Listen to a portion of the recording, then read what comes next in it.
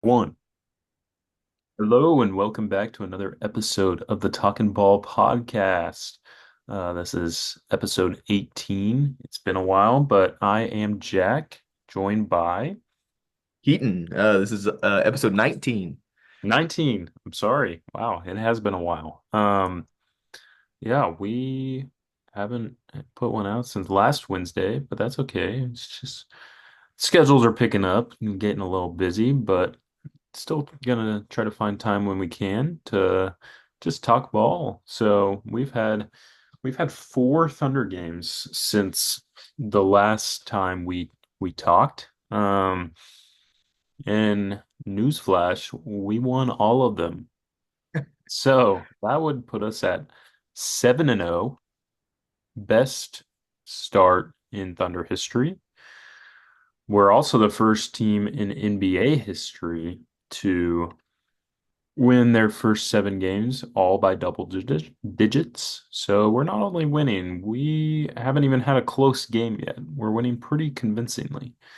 Um, so let's see. Those four games since we last talked were the game against the Spurs at home last Wednesday.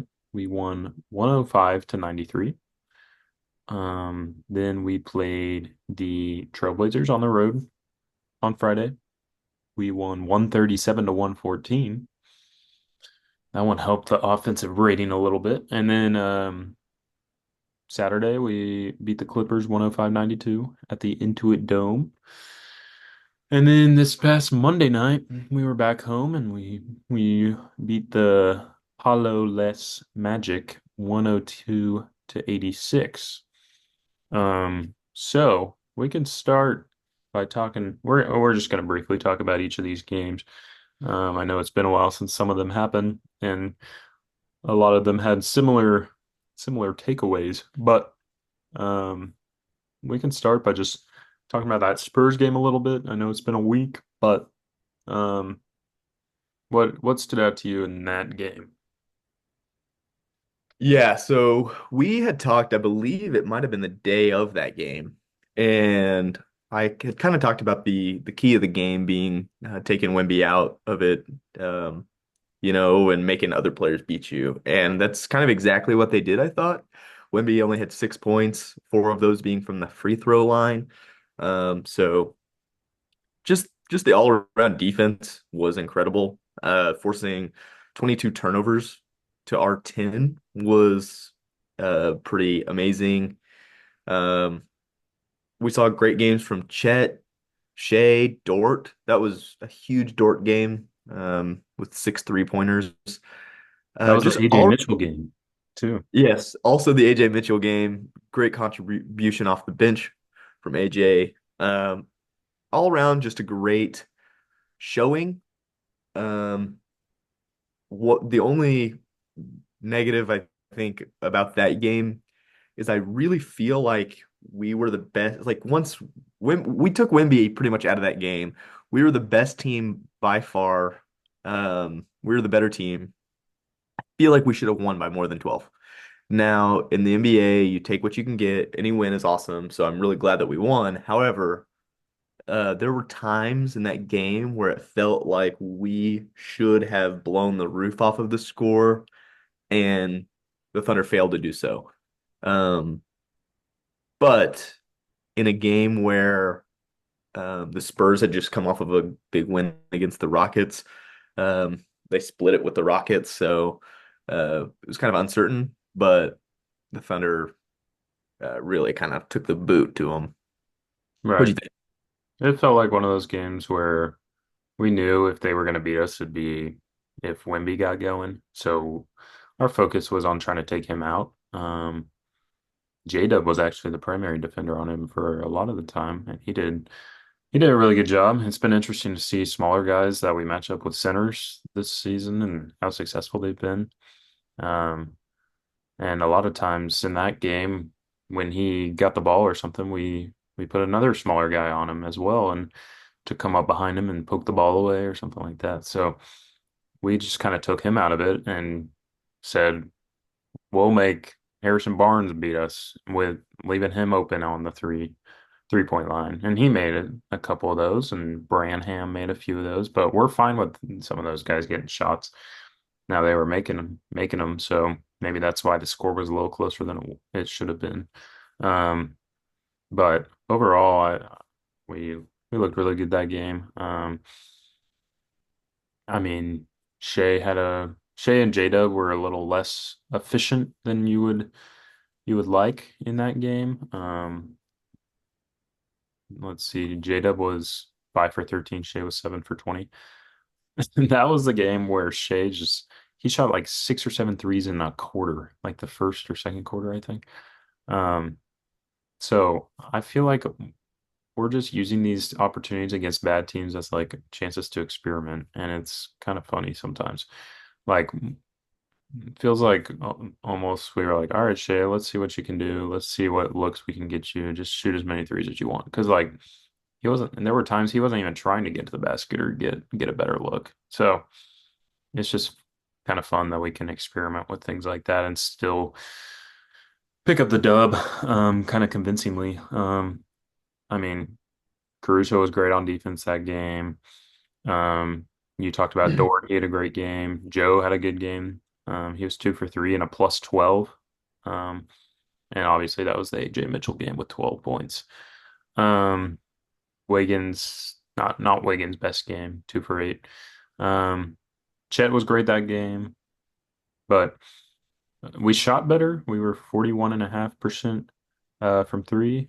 I feel like Oos played some good minutes as well.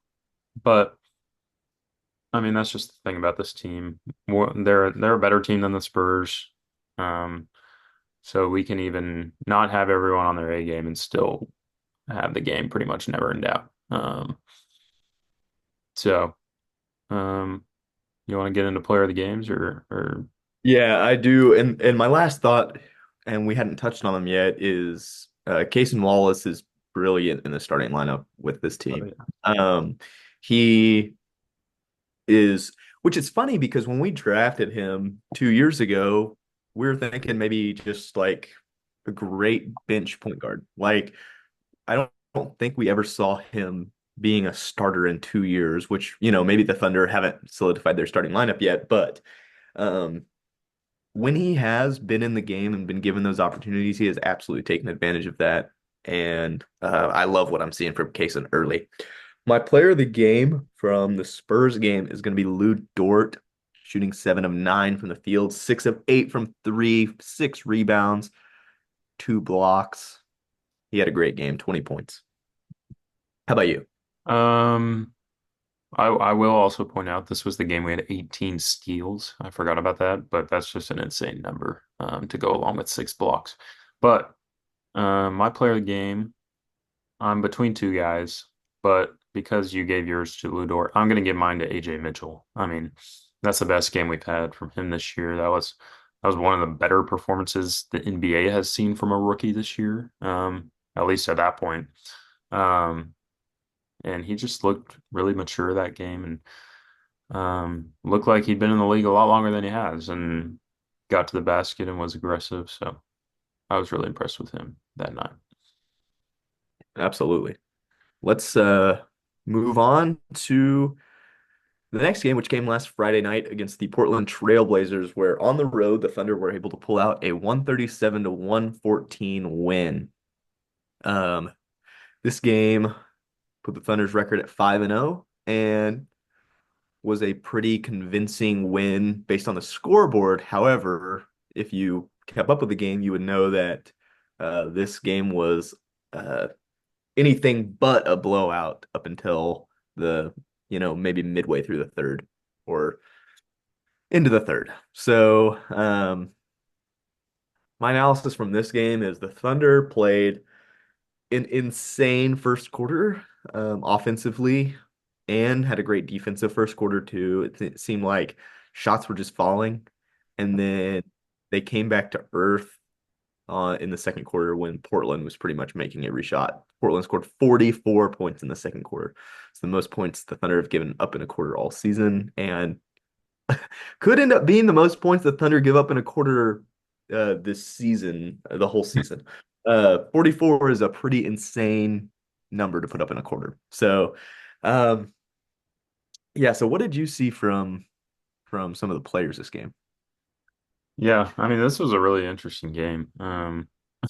Like you said, first quarter we outscored them 37-24. We were like, oh, well, another one of these Trailblazers games because we've blown out the Trailblazers by a million points the past few seasons. Second quarter, 44-31, Blazers tied at halftime. And it was only tied thanks to that J-Dub one-legged three going into the break.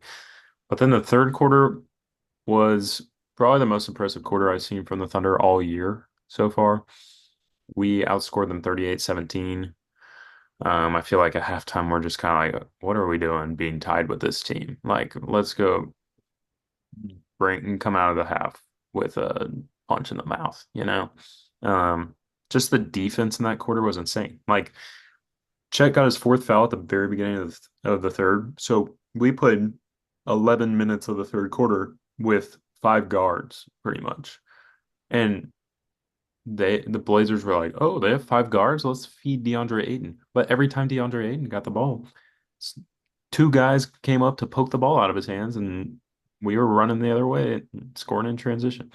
Like that doesn't work against us. We don't feel threatened by just a guy that's bigger, you know.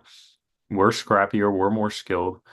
Um, and that's not going to work against us. So, um, just the defense in that quarter was amazing. Like Lou Dort had four steals in the third quarter. Um, so that was one of the most fun quarters to watch so far this year. As far as players go, this was a great Shea game. He was making some amazing shots.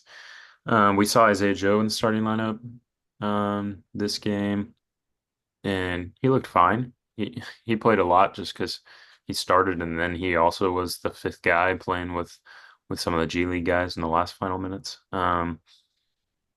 Let's see, J-Dub shot better this game than he had in the previous game and some other games this year.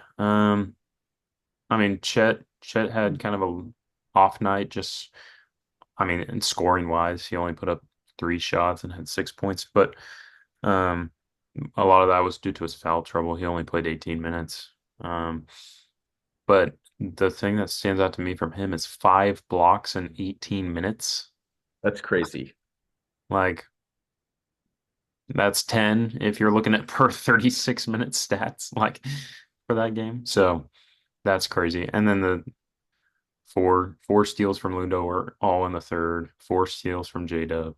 So, I mean, I like the contributions off the bench from all like Jan Caruso, Wiggs, and Kaysen, and AJ Mitchell. They all um were a big part of this win. So, what else stood out from you this game? I know you were at homecoming festivities during this game, but Yes, so I got to watch the first quarter on my phone. We were at Iron Monk in Stillwater, and then second quarter and third quarter I wasn't able to watch because I was at Walk Around in Stillwater, and then um, fourth quarter I was able to watch. So I got to watch the quarters where the Thunder were leading by a good margin. I didn't get to watch the best quarter of the season, but I did go back and rewatch it, and yeah, I totally agree with what you were talking about the third quarter just being, it seemed like everybody was just uh in business.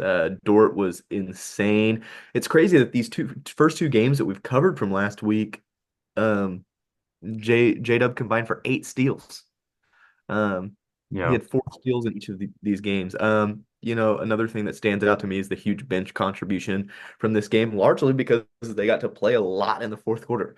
Um, Usman Jang got 11 points, and a lot of those came in garbage time. So it was really cool to be able to see guys like Leons and Dylan Jones, and I mean even AJ Mitchell be able to play for an extended amount of time. AJ Mitchell had 17 minutes, Dylan Jones had 12, Leon's only had 3, but it was nice to see him out on the court. Other thoughts. I think a story of this season so far, this early season is at the beginning, it's like, okay, J-Dub is maybe not as efficient. when is he going to turn it on? This game, he absolutely turned it on. And we've seen a little bit what we know he can do. 4 for 6 from three stands out to me. Just an incredible game overall. I felt like the Spurs game that we had just covered, Shea had one of his lowest plus minuses in a win that I've seen this season at least. He was only +3 against the Spurs, and he was +25 against the Trailblazers. So that's the kind of impact that Shea should be having on games, and so that's really good to see. Um, do you Yeah, want to? I'll give my player of the game to Shea. Um, Yeah. he had 36 and 7 this game, with that plus 25 you mentioned. And yes, he was 12 of 18 from the field, which is still very efficient. But if you're just looking at twos, he was 11 of 12. He missed one two. So that's a Shea we know. And he was just making some amazing shots and leading that real strong third quarter. So Yeah, Shea I'm also had a great game too. But I'm also going to go with Shea. The 30 points, we're spoiled. We're used to that from Shea. However, um, supplementing that with the extremely efficient shooting and 6 rebounds, or sorry, 6 assists, 7 rebounds is incredible. I also think it's wild that a guy like him who, touches the ball a ton on offense is limiting to himself to 3 turnovers a night. Like that's not bad at all for his usage. So shout out Shea for that game. it's also nice in games like that.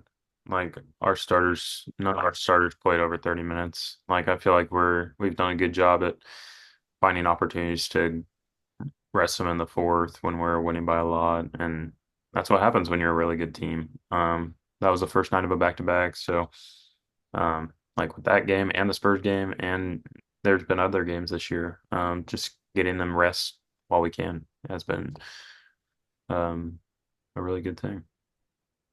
Absolutely. You want to take us into the Clippers game? Yeah, so we played the Clippers the next night in the Intuit Dome on Saturday. We won 105-92, and the Clippers have their record may not show it, but they've looked better than people may think they would without Kawhi Leonard. So this was actually a bit of a test. And the Clippers were in this game for a lot of it. Um, and then we made a push and won by 13. But another late night game here in the Central Time Zone. But yeah, we Shea led the way with 25. Dort had a 16-point game. J-Dub with 15. Then Joe and Wiggs with 12 each. Wiggs got the start. Um, Another impressive game. On especially defensively, holding them to 92. The Clippers actually got off to a better start. They were up 9 after the first quarter. Um, but I don't know. It never felt like we were going to lose that game just because I knew we were the better team, and we have slow starts offensively sometimes, and we just can kind of will ourselves to a win. The Clippers got up 13 at one point, but what did you think of this game? Yeah, so I thought that this was the best opponent that the Thunder have played so far. And this win, there was a ton of impressive things about this win. Number one, coming on the second night of a back-to-back was awesome. Number two, playing it on the road was awesome. Number three, uh, just playing a good opponent like the Clippers. It was awesome to grab a win. And number four, uh, withstanding adversity, getting down by double digits and still winning the game by double digits. Like that is impressive. That is so impressive. And they continue to do that time and time again. When they get down, they're never out of it. So that's what I like about this team so far. Um, Game specifics. Um, I thought that they started Wiggins this game, and I thought he played incredible. Um, I Wiggins really stood out to me. He was efficient, 5 of 12 from the field, not bad. 5 rebounds, 3 steals from Wiggies, and 12 points. So that's pretty good. Another player that stood out to me was Joe off the bench. When we got down, in the first quarter and some of the second quarter. Um, Joe hit some really timely threes to not let the game get out of our hands, and to keep us within striking distance. Joe was 4 of 8 from three, 4 of 8 from the field as well. So, but he had a team high 20 plus 21 plus minus. So, very good game from Joe. Other than that, I felt like the percentages weren't fantastic from the team. I felt like this was kind of a more gritty win on the like credit to the defense than anything because um, we only allowed 35 second half points from the Clippers. Um, that's incredible. That takes me back to opening night when we locked up the Nuggets in the second half. So that was incredible. Um, yeah, I mean that's really my thoughts on the Thunders in that game. One thing I will say about the Clippers is Vita Zubac has had a amazing season so far, and he really struggled against the Thunder's defense. So I think that really says a lot about the Thunder's defense when they're able to turn somebody who has been a huge factor for the Clippers into a non-factor. Uh, Last thought. Norman Powell is a certified bucket getter. He was incredible this game. Anytime that the Thunder had a chance to pull away even further, Norman Powell was there to hit a timely shot. And these shots that he's hitting, that a lot of them were not easy. He's hitting contested uh, shots. He's hitting three pointers. I mean, he was just incredible for the Clippers. Um, and in a game where they really didn't have a lot of incredible players. What do you think? Yeah, I'm with you. The Thunder have only let their opponents score 100 points twice this season, which is crazy, especially like in the modern NBA where teams are like averaging 105, 110. Um, so that's been crazy. Like only allowing the Clippers to score 92 is awesome. This was just another one of those games where sure no one on the team had a standout like really efficient night, maybe. None of the big guys at least, but um your defense can kind of pick you up when you're not having your best offensive night of all time. Just that's kind of helpful when you have one of the better defenses ever. So my player of the game here will be Isaiah Joe. He had that 50% shooting, 50% from three, and team leading plus 21. Yeah, I'm echoing that 100%. Isaiah Joe is my player of the game as well. In a game where offenses could be a little bit hard to come by, having a guy come off the bench and making 4 3-pointers and 8 attempts is incredibly valuable, and is the difference in this game. Um, so great job, Joe. Shout out Chet's 14 rebounds, though. All right. Moving on to the final game we're going to cover. This past Monday, the Thunder beat the Orlando Magic at home 102-86. Another very low opponent scoring number there. I was not able to watch this game. I was at the Oklahoma State basketball game, but J-Dub had a great game. He, it's awesome to see him having a really efficient night, 10 of 17 from the field, 23 points, and a lot of that scoring came really early on in the first. And then Isaiah Joe also had that 13-point night, 4 of 8, and three straight threes on three straight possessions. The thing about the Magic, it's like they already, without Paulo, don't really have anyone to turn to for like consistent go get you a bucket kind of thing. And then going against the Thunder's defense, it's like that's a recipe for under 90 points. So the Magic went 5 of 34 from three. That probably won't get you to a win most nights. 14.7%, and also 35% from the field. So that's just like I said, a combo of suffocating defense and bad offense. So what'd you think from this game? Yeah. like you mentioned, the horrible shooting from the Magic from three, 5 for 34 is 14.7%. You know what's even worse than that? The Magic's bench percentage from three, 1 for 17 is what their bench shot from three. When you're having that kind of bench contribution, you are in big trouble. They only had 19 bench points compared. The Thunder didn't have much more, but I mean, yeah, they did. 34 bench points for the Thunder. So, um, when you're that mismatched on depth, you're going to have to make three pointers, and struggling to do that is a recipe for disaster. Um, something, and I've talked about this with the last game that we talked about.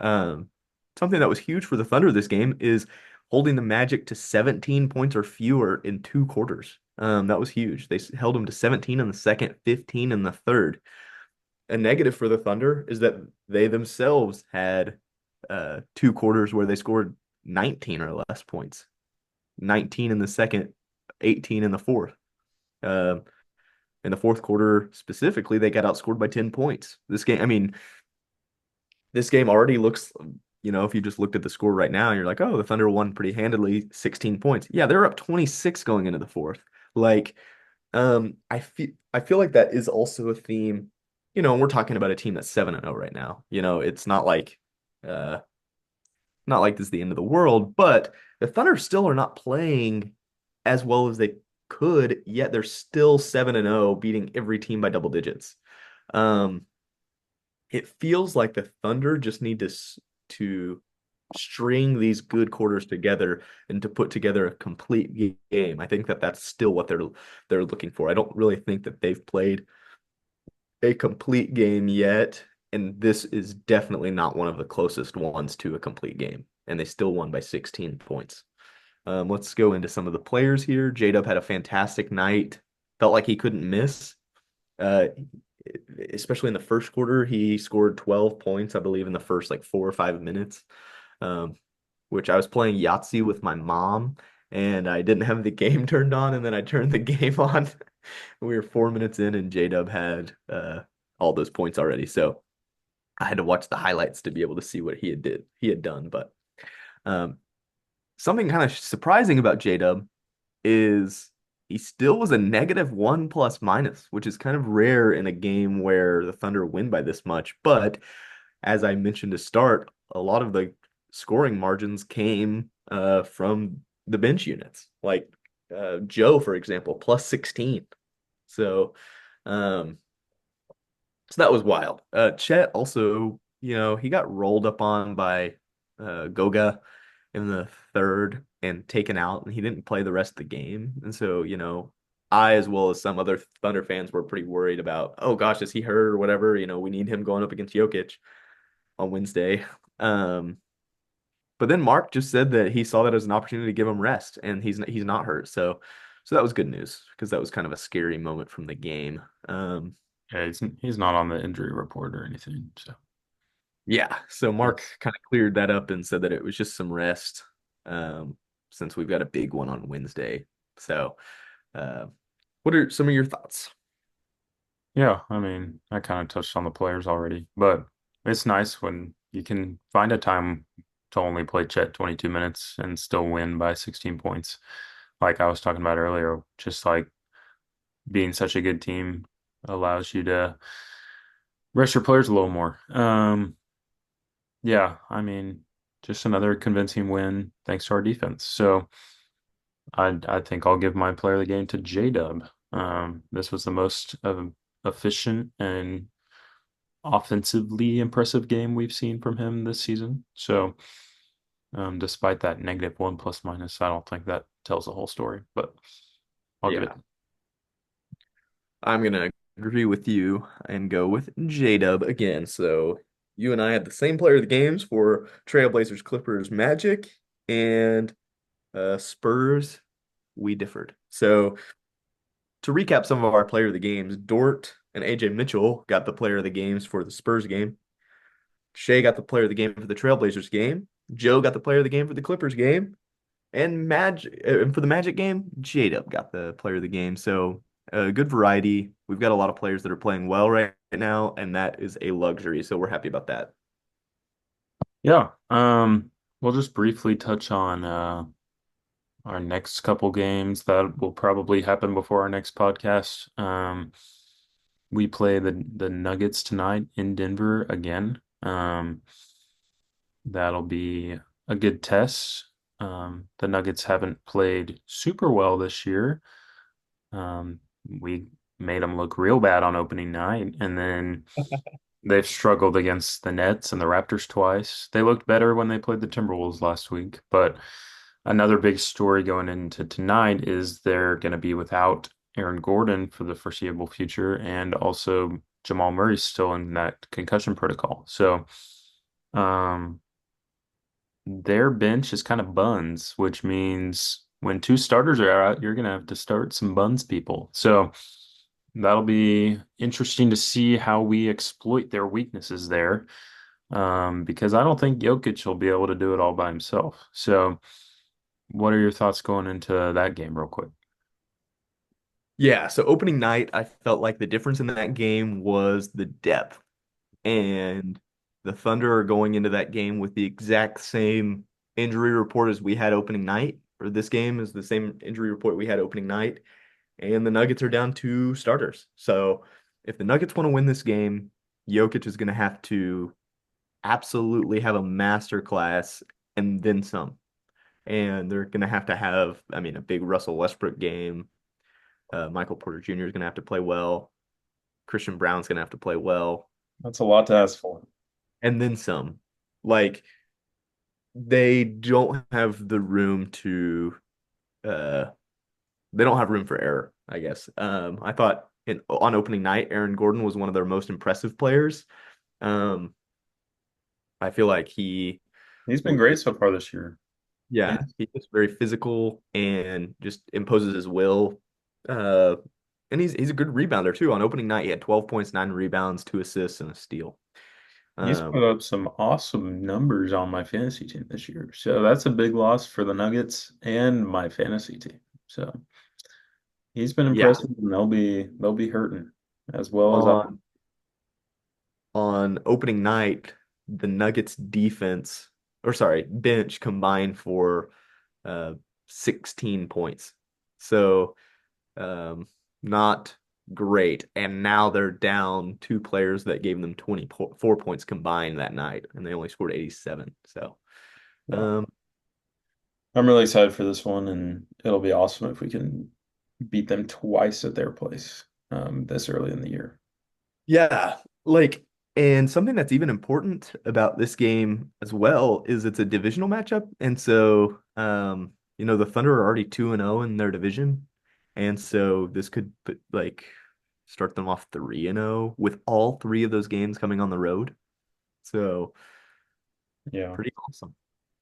Yeah. All right. So I'm looking forward to that one. And then Friday we'll have the Rockets at home. I'll be there, so I'm excited to get to another game. That'll be a fun test. I mean, the Rockets have been okay this year. They've been good. Nothing too crazy. Um, but that'll be a fun test, and I think it'll be. I mean, the Rockets have a lot of good, interesting, fun young players, as we all know. So it'll be fun to see how they can do. I think Jalen Green's averaging something like 26 or 27, which is interesting that they're giving him that much volume despite having a ton of guards that need some shots. They're kind of Reed Shepard's not getting a whole lot of opportunity, and um, so it'll be the Rockets are kind of a team where you never know what you're gonna get because they have so many young players and so many different ways to turn, and you never know whose night it's gonna be. Um, the Thunder should take care of them at home. Um, I would expect that, but you never know. What do you think? Yeah, the Rockets seem to always have the Thunder's number as far as when the Thunder should take care of business, the Rockets always find a way to make that interesting. So hoping that that's not the case Friday night. I'm hoping this brand of Thunder basketball can really lock them up and show them who's boss. But I think the Rockets are a really confusing team in the league this year. They have pretty awesome wins against the Knicks, the Mavericks, the Grizzlies, but they have losses against the Spurs and the Hornets. So, it just depends on kind of which team, which Rockets team that we're gonna get. I watched when they played the Spurs and lost the Spurs, and I did not think that they looked very good at all. So, which ironically, they play the Spurs tonight for the third time this season. Um, three times in their first 8 games they play the Spurs. So, They're kind of a uh, sneaky team that we shouldn't take lightly. They're seventh in net rating right now, in the league. Despite being seventh, they are nowhere close to the Thunder at first. The Thunder are at 17.1. The Rockets are at 4.7 in seventh there. I mean, the Rockets are 10th in defense. Um, let's see, ninth in offense. All three of these teams we're playing coming up are in the top 11 of net rating. The Nuggets are 11th, the Rockets are seventh, and then the Warriors are at second. Um, but I think these next three games are gonna tell a lot compared to what we already know about the Thunder. Like the Thunder haven't really played anyone except maybe the Nuggets on opening night, where it's like that was a true test and we really like our showed like made a statement there, you know? Like yes, it says a lot when you win every game by double digits in your first 7 games, but it's like I want to see him go do that against like a really good team. And it'll be fun. So do you have any more Rockets thoughts or can we talk about the Warriors? yeah, my last Rockets thought is looking at on 15-minute increment night, they played the Knicks and they only played 9 players that game, Steven Adams being one of them. So that'll be exciting seeing Steven Adams play in Oklahoma City. Um, Rockets Twitter is probably my least favorite Twitter of all Twitters. And so it'll be interesting to see Chet match up with Şengün, seeing, maybe who wins that matchup because that's always a big topic of discussion. But the Rockets are a good team. I think that they could very well be the best, maybe the best team that we've played so far. Like you said, Nuggets on opening night, that was a good team, but they didn't really have the depth. Like the Rockets have Tari Eason, Amin Thompson, and Reed Shepherd coming off the bench too. So pretty good players. It'll be interesting. I think the Thunder are the better team, but sometimes the better teams don't always win. So we'll have to see performance what performance from the Thunder we get Friday night to see if they take care of business. Right. I mean, you can argue that the Thunder are going to be the better team in every single game they're going to play this year. But I don't think we're going to win every single game we play this year. So Yeah. we're going to drop some games where um, it's just not our night, and maybe it's the other team's night. Um, so that's the thing about basketball. It's like, the best team isn't going to win every game. So, Very but true. what's that? It's a very true. We saw 57 win Thunder team last year drop an afternoon game in Detroit. Right. So And if something like that happens, it doesn't mean the Pistons are better than us or we're going to not win in the playoffs or something like that. So we don't need to overreact on any of that. But right. yeah, like I was saying earlier, about the quality of schedule versus the quality of schedule coming up. Um, we still haven't played a top 10 team when it comes to net rating. But we're about to face two this weekend. So that should, if we can continue our double digit wins through these next 3 games, that'll show a lot about where we're at as a team and what we can do this year. Um, Now we can move on to that Sunday game, the Warriors. Um, this will for sure be the toughest test we've faced this season. Other than us, they might be the most impressive team from this season so far. Um, for sure in the West, from what we've seen. you could argue the Celtics and Cavs are right there as well. Um, but it'll be interesting. I mean, they have had an easier schedule. But they've also had some impressive games against some good teams. They're 6-1, the Warriors, and their net rating is right behind us right now. We're 17.1, they're 16.8, and they are fourth in offense, second in defense. Um, so they're second there. They were able to still look impressive in those games that Steph missed and win some big games there. Um, the Warriors, no one thought they were going to be this great going into the year. Some people were like, are they going to make the play-in? Are they going to miss the play-in? What are they going to do? Because they didn't make the playoffs last year, and then Klay Thompson left, and people are like, what does that mean for them? But they picked up some really key depth pieces this offseason, which I think went really under the radar. Now Steph is great, but they don't really have anyone else that's great level, I'd say. They have just like 12 dudes that are like good. So it's kind of an interesting roster they've got because of that. When they're winning games, it's kind of winning by committee, especially in those games that Steph missed. Like you get a big game from Buddy Hield dropping 30, and then next night you get Lendy Waters dropping 17. But then the next night, Lindy Waters has 2 points. So it's like you never know who it's going to be because they have so many guys that can give you a lot depending on the night. Um, so that's what's good about the Warriors. They have a lot of guys that can contribute. Um, it's just a matter of how far can that take you if it's not like you have someone that's consistently great every night other than Steph. Um, But either way, I think that's going to be a real test on Sunday. Um, I think beating them by a good amount would say a lot about the Thunder. Um, but I could see this being a game that we could drop, and there's no need to freak out if that happens. But I think that this could be a really close game and a really fun one to watch. So, what do you think about the Warriors game?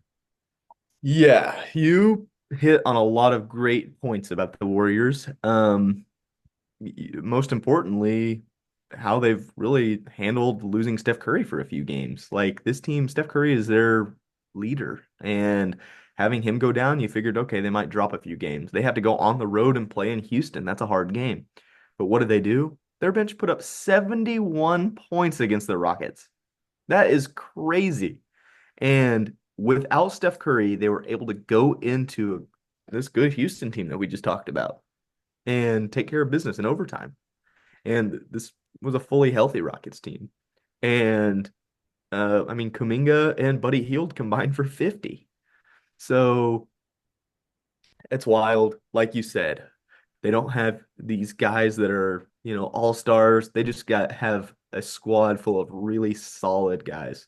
And having Steph Curry back, I mean, with Steph Curry in a basketball game, you really never know. We saw him this summer, Team USA hit those insane shots, which it was good cheering for him then, but we'll be cheering against him Sunday night and we'll be on the receiving end of some of those uh crazy step back threes. So hopefully the Thunder, but okay, if there's any team that I believe in containing a guy like that, the best of their ability, I think it's going to be the Thunder. I think having guys like Dort, Caruso, Wallace, etc., that can provide you defensive versatility is a huge, strength. If something's not working, switch it up. Throw different looks at them. Throw a double team. Like the Thunder have a lot that they can in their bag of tricks that they can pull out for the Warriors, and so that'll be interesting. Um, Something that stands out to me is when I look at the Warriors game against the Clippers the other night, they allowed Zubats to score uh, like let's see, he had 23, 18 rebounds, 6 assists. Um, so they give a really big game to the big guy. So maybe that's an opportunity for Chet. Maybe that's an opportunity for Chet to have a really big game against the Warriors and exploit them like that. Because uh, if they're starting a guy like Trace Jackson Davis, which they did that night, I don't think that Chet is going to uh, hesitate to make his life a living poo town that night. All right. Well, I'm excited for these upcoming games for the Thunder to have a little more of a test than they've had so far this year. Um, we're 7-0 right now, top of the West, obviously. A greater start than we could have ever asked for. Um, I'm gonna predict we'll be 9-1 after this upcoming weekend. I don't know which game we're gonna drop. I'm gonna say we'll drop one of them. I don't know. It'd be awesome if we're 10-0 though. But what do you think? So that is the Nuggets, Rockets, Warriors. Let's see. Yeah. I think we're gonna beat the Nuggets. I think we're gonna beat the Rockets, and I think we're gonna beat the Warriors. I'm gonna go. Any bias there or Okay, let me break that down. Nuggets, no bias. I think that a reasonable basketball person should think that the Thunder are going to beat the Nuggets tonight. right? No bias there. Rockets, um, no, I don't think that that's biased to pick the Thunder in that game. Warriors, no, I don't think it's biased.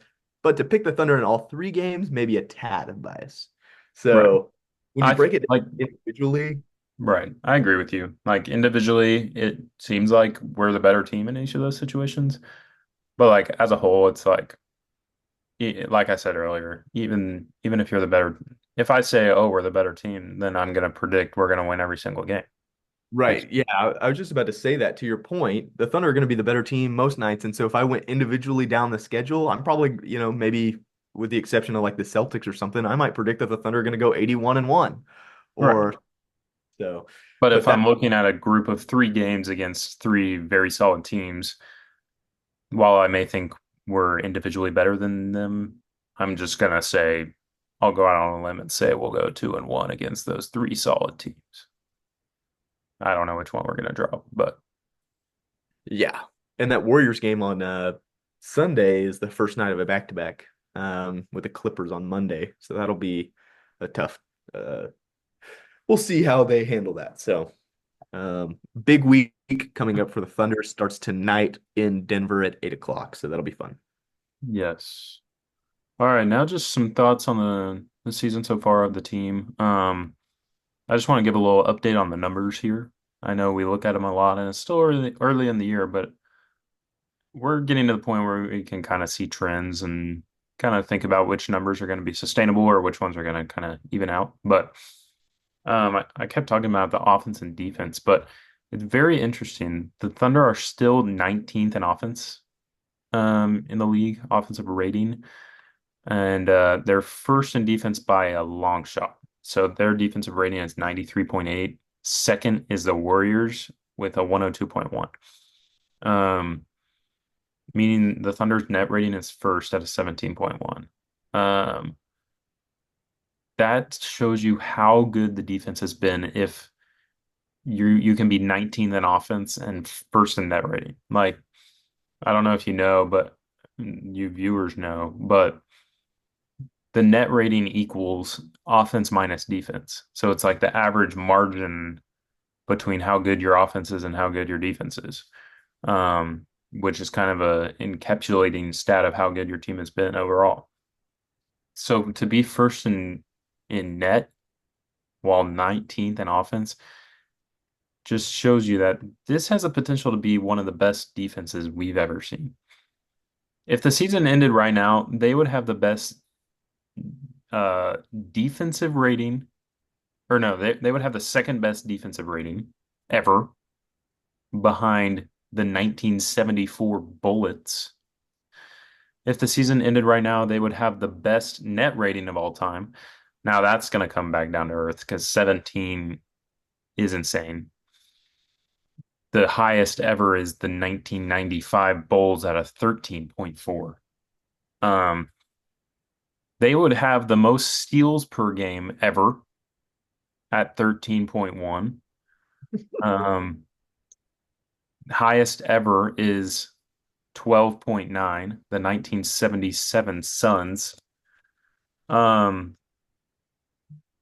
so I know we're only seven games into the year. Um, but it's just hard not to wonder which of these stats are like okay, like we might actually be one of the best defensive teams ever, or like which one is like okay, 7 games in, things are gonna get more realistic and come back down to earth.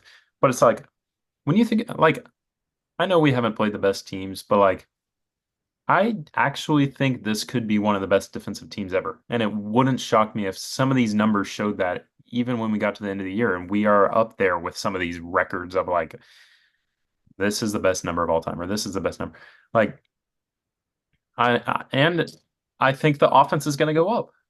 Like we're not going to finish 19th in offense. We were second or third last year and people all around the world thought we were going to be right back up there again. And we've struggled shooting and we know we can shoot. We were the best 3-point shooting team last year by percentage. I think those we're going to figure it out offensively. If we figure it out offensively, then we can be this good against the really good teams as well. Because I don't think our defense is going to get worse. Now we're going to play some players that are harder to defend, but I don't know. Another thing. I know I mentioned it last week, but now it's even more insane.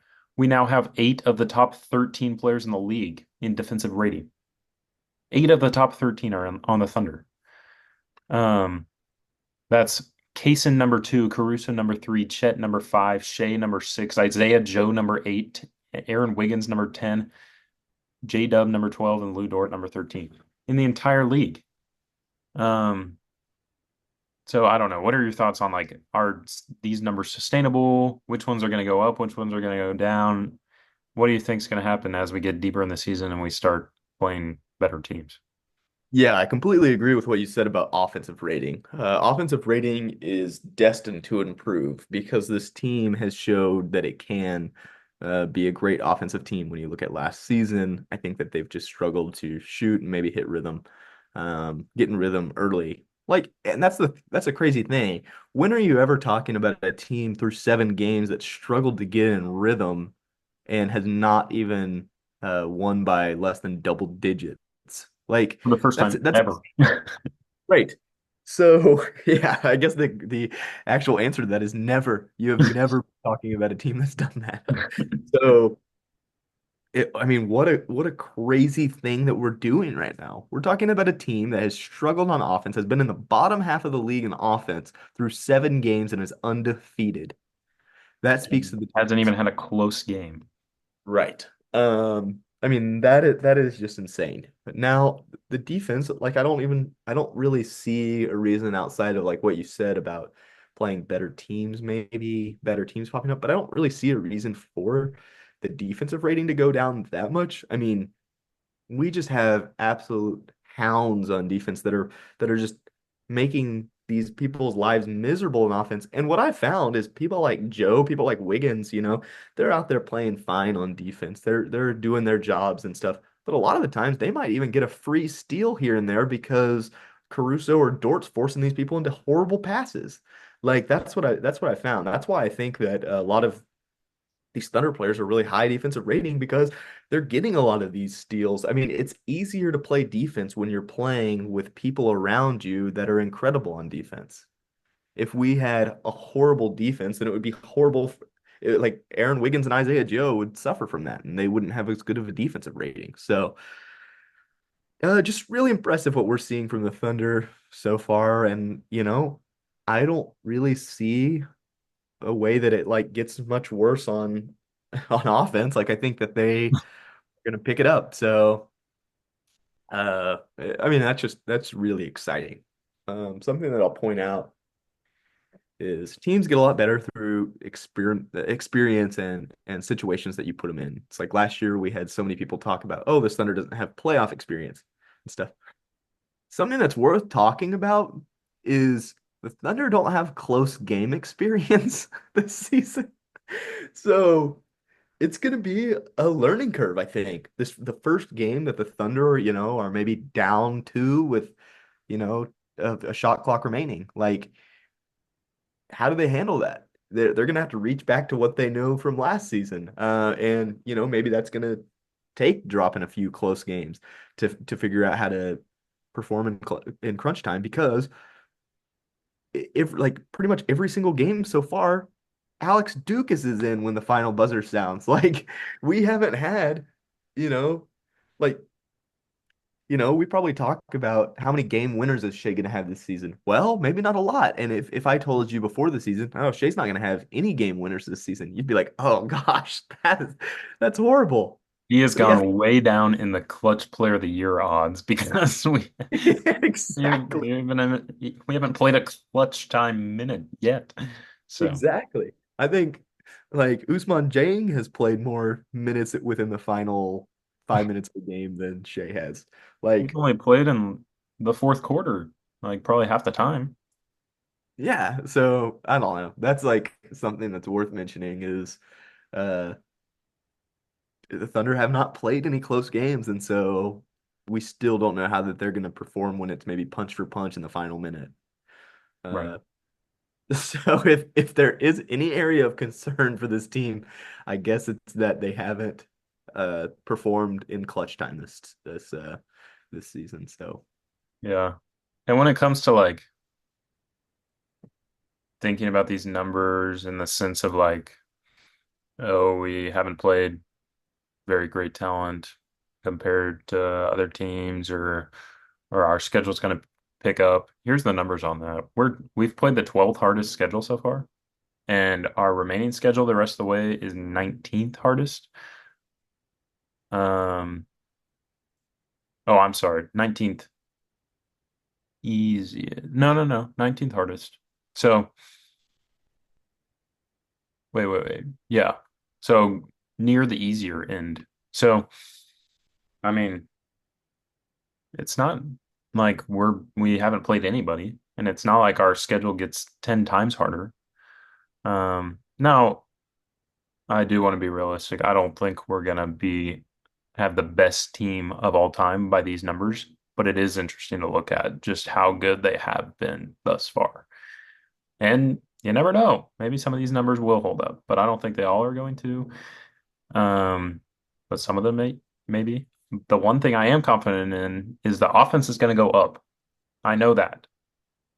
And it's just a matter of how much is the defense going to go down. Um, I don't know if it's going to go down. I don't think it's going to take a dramatic leap down. Now, like I said, I don't know if we're going to be the best defensive team of all time by the numbers, but things may even out a little more in terms of the offense going up, defense taking a step down just because it's at like an astronomical number right now. Um, but I don't know. I don't think it's going to go down so much that we're going to take a huge hit in net rating or anything like that when the offense goes up, especially. So um, now here, just for some general league questions, I have two questions for you. Which has been the most surprising team? Like not like bad surprising, good surprising. They've pleased you or like outperformed your expectations. yeah, let me pull up some standings here. But my initial thought is I've got a team in the East and a team in the West. The Suns in the West have surprised me, and maybe they haven't surprised people because people figure that they'd be good, having Kevin What I Durant. tell you? What I tell you about the Suns? Yeah, you did tell me the Suns were going to be good. I had them eighth in the West, which is aging like milk right now. So that's not great, but the Suns are great. And yeah, I thought that they were kind of toast after giving big contracts to like Bradley Beal and or like getting three guys that are making over 50 million. But it's it's working out. They're seeming better. Some additions that they made in the offense or offseason is helping them. And they're 6-1. Like the Warriors are also like a good surprising so far. Obviously, they're another 6-1 team, but the Suns are really surprising to me.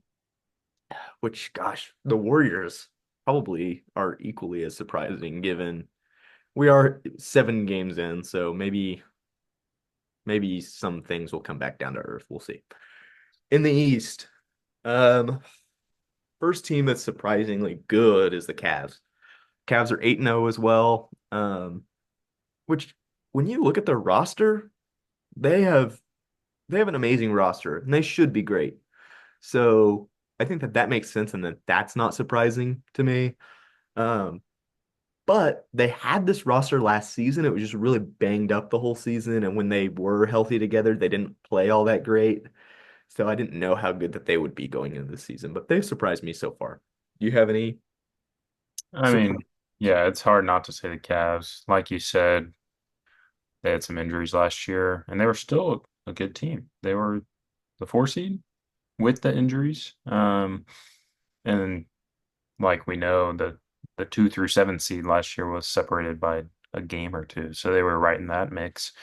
Um, but on paper, their starting lineup is really solid. They have 4 guys there that Evan Mobley hasn't been an all-star yet, but all-star caliber. They have 4 all-star caliber or guys that you like. Evan Mobley might be an all-star soon in the next few years. Um, Garland and Allen and obviously Mitchell have been all-star. So like that's a really solid starting lineup. So on paper they should be really good, but last year they might have taken a little hit when some of those guys missed some time. So you can assume that they would be good now that their guys are back. No one thought they were going to be 8-0 though. Only 3 teams in the past 5 years have started 7-0 or better. That being the Thunder and Cavs this year, and then I don't remember. I don't know the other one, but um, yeah. So they've been surprising. And my West team, I mean, I expected this with the Suns. I remember I predicted them to be up there. No, I'm kidding. I didn't think they'd be the 6-1 at this point. But the Warriors have definitely been my most surprising West team. We talked about them earlier, but it's just been impressive to see how they can take a different approach to being this good by using their depth to their advantage. So I'll be interested to see what they can do the rest of the year. Now, my next question for you is what's been the most disappointing team? Or you can give me a couple. There's one big team with flying colors that has been the most disappointing team this season, and I'll add another by far. It's been the Milwaukee Bucks. The Milwaukee Bucks have been relatively healthy. Dame and Giannis have played. Some like they're 1-6. And they've got losses to the Bulls, the Nets, the Grizzlies, the Cavs twice, uh, and the Celtics. So the Celtics isn't a bad loss, but and their only win is against the Embiid-less, George-less 76ers on opening night. So things are looking glum in Milwaukee. They won on opening night and are 0-6 since, and they've got games against the Knicks and Celtics coming up here this week. So um, I don't know if it's panic button time right now, 7 games into the season, but they are a team to look out for if they don't figure something out around the trade deadline to do something. Like you cannot be a contending team like the Bucks and be 1-6 through 7 games. Like that, they've got to turn it around or do something. You can't just be happy with that if you're Milwaukee, and I'm sure they are not. But on the bright side for Bucks fans, if you're watching, um, your next game is against the bottom of the West, the Utah Jazz. So We will have a 1-6 Jazz versus a 1-6 Bucks. That means somebody's got to get a second win, so that'll be good. Um, The Bucks are definitely mine as well. it's Like terrible. there have been other teams that like they've got to be disappointed right now because they've been struggling because of injuries, like the Pelicans and the Sixers. But like the Bucks don't have any excuses really. Um, I mean, Giannis missed what, a game maybe? It was Right. 1 or 2. But they just don't look like a team out there. Like on paper, they should be good. They have Dame and Giannis and Middleton and Portis and Lopez. Now that they're kind of old, but and they don't have the most depth in the world, but they should be good. They should figure out a way to win games with those guys on their team. And I think they will, but it is tough to come out of a hole like this to start the year. And now the East isn't great, so I'd be shocked if they don't work their way into the top 8 or so by the end of the year. Um, but they need to figure some stuff out, and they need some better game plans. And I think they made a mistake getting rid of Budenholzer after they won the championship. Um, it's just not really working with Doc Rivers, but I don't know why they didn't make more moves this offseason. Um, but they've got to do something. Maybe they're a team that can go out there and get more role players from teams like the Nets or something like that. But um, speaking of the Ye- Jazz, they're terrible. They have like I knew they'd be like bottom 2 or 3 in the West, but they have a negative 14.4 net rating, which is 5.5 less than second worst, the Pelicans, who are -9. Like the Jazz are about to be really bad. So if the Bucks lose to the Jazz, they need to fire everybody, cut everybody, and just start over. Yeah, I would completely agree with that.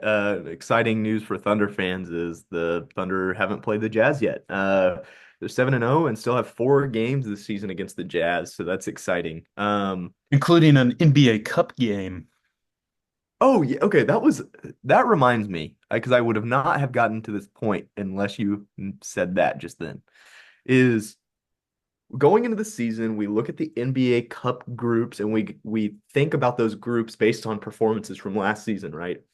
Well, the Thunder get their Cup group and we go, okay, Spurs, Jazz, uh, Suns, Lakers, that's not bad. Like last season, those teams, you know, Spurs, Jazz, not even playoff teams, Suns and Lakers, lower seeds. Underperforming teams last year. Yeah, so we're like, okay, that's not bad. But then Suns look great, Lakers look good, uh, Spurs and Jazz don't. So this seems like it's going to be a really competitive group at the top. So that's still exciting. But let me get to another point about disappointing teams. And I'm gonna hit the 76ers here. They're 1-5, which is justified given they're missing Embiid and George just came back. But it's pretty disappointing to start your season 1-5, and then you're getting George back. You're about to get Embiid back. Everything's exciting, and then Embiid punches somebody or pushes somebody or whatever and gets suspended.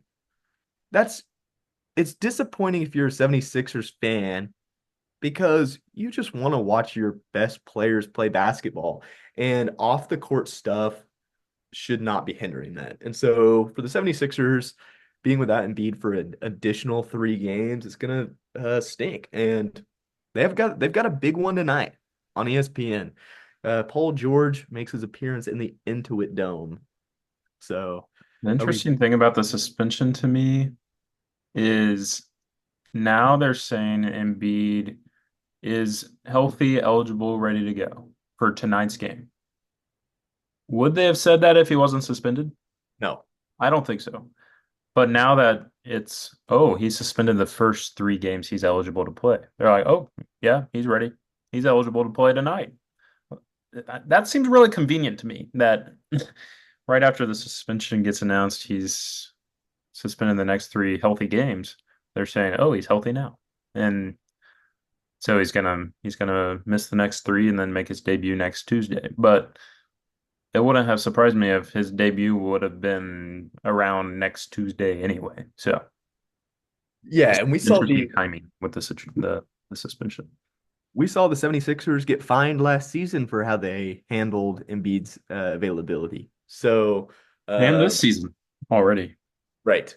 So, uh, the 76ers are not a morally strong franchise. So, yeah, it would not surprise me if in 3 games when he's finally eligible against looks like it's the Knicks, if he doesn't play because he's hurt. So, and if that's the case, then if I'm Adam Silver, I'm like, I'm taking I'm a sending draft him a pick. Venmo request. I'm Yeah. sending. So, Yeah. yeah, But let's just say I'm glad I'm a Thunder fan. We handle things well and we're good. And let's not take it for granted. absolutely. That that's like the best thing about being a Thunder fan is just knowing that your team is in good hands. You want to know that as a sports fan. You know, we're OSU football fans and we don't know that. I'm a Dallas Cowboys fan and I don't know that. So seeing how the Thunder are ran, it just makes me really grateful Right. for Team Presti and company. Right. Yeah. All right. So Well, we got a big one tonight with the Nugs. Let's hopefully be able to kick them while they're down and take care of business. Thunder up. I've, before we go, Yeah. I've got one more point that I like to make league wide. Who are 3 teams? You know, the Thunder are obviously number 1 seed right now, but who are the other 3 teams that we went into the season expecting to go 2, 3, 4?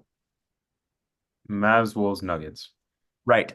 And those teams are all tied right now, 6, 7, 8. They're actually tied for fourth, but there's a lot of Right. 4-3 teams right now. Yeah. The sky is not falling for those teams. Those teams um, will still end up being at the top of the West, in my opinion. And I look back to last season. What were the Thunder through 7 games last season? They were 4-3. So they were exactly where the Mavericks, Timberwolves, Nuggets, Kings, Lakers, Rockets are right now.